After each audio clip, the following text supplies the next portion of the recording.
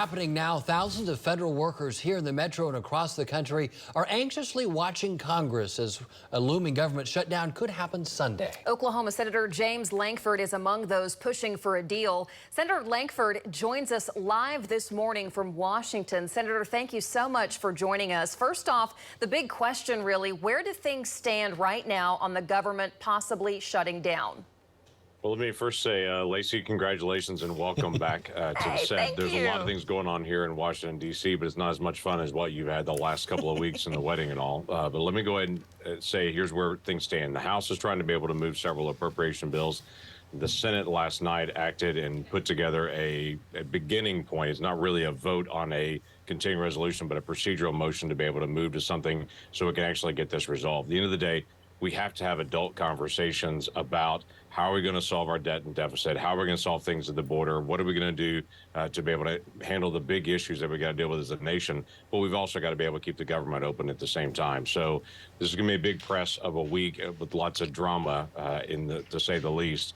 But at the end of the day, we have to continue to pay federal employees. We can't have contractors laid off all over the country and all the drama that will occur in their individual families because Congress doesn't have its work yet done. Senator, you have a bill that you say would end government shutdowns. It's drawn support from both sides of the aisle. How would that work? So the bill that I've worked on for a long time with Maggie Hassan, who's a Democrat from New Hampshire, about 5 years ago, we sat down and said, we've got to find a nonpartisan way to be able to solve the issue of government shutdowns. Now, the key is we still need to have our argument about debt and deficit. This doesn't take that away. We've got $33 trillion in total debt. So we've got to be able to resolve that. But the bill that I've got is pretty straightforward. You get to the end of the fiscal year, which obviously is the 30th of September. If the appropriations is not done, automatically the government stays open, but members of Congress and our staff can't travel. We're in session 7 days a week, and you can't move to anything on the floor other than appropriation bills.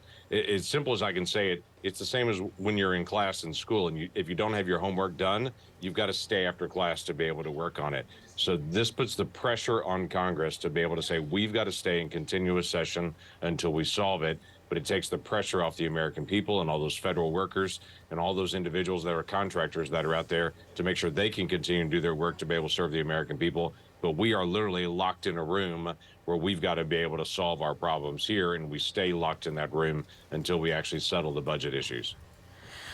Senator, you've seen a few government shutdowns since you joined Congress in 2011. How does this current situation compare to the ones that previously closed the government? So it's been interesting. We've had shutdowns that Democrats have led the way on, that Republicans have led the way on. At the end of the day, all the shutdowns cause a lot of turmoil across the country. And then you restart and everyone forgets even what it's about. So when I started working on ending government shutdowns bill, it was trying to be able to get us to a point that we don't get in this cycle. If you go back prior to 1980, we didn't have government shutdowns as a country. Even when we argued about appropriations, even when appropriations lapsed, we didn't have a government shutdown. Now we seem to have them every year, every few years on it, and it is a different issue every single time. I'm most concerned actually about the next time. So I think we are going to have a short-term continuing resolution. We've got to be able to continue to fight. We're a long way from getting all the appropriations work done because it didn't even start in the Senate until the second week of September. That's the first time one of the first of the 12 bills even came to the floor. So there's a lot that has to get done over the next several weeks. My biggest concern is actually about 7 weeks from now when we go through this whole process again and to be able to say, what can we get done? How do we get it done? How do we solve border issues that are very significant? How do we deal with debt and deficit? How do we get us on a plan to start getting out of this hole that we're in? All right, Senator, for joining us live this morning from Washington, D.C. All eyes on Congress Sunday, that potential looming government shutdown. Thank you for your time. Thank you, Senator.